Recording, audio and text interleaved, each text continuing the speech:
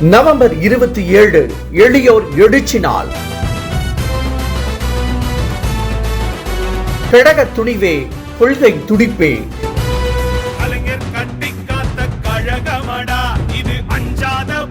எளியோர் வாழ்வில் எல்லாம் பெறவே உழைக்கும் உதயமே.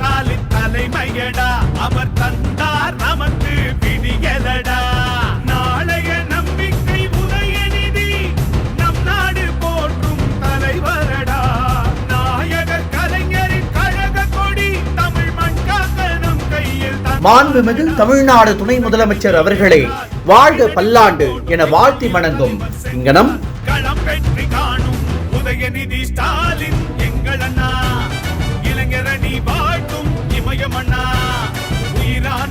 திரு என்.ஆர். ஸ்ரீனிவாசன், நகர செயலாளர், பணப்பாக்கம் பேரூராட்சி.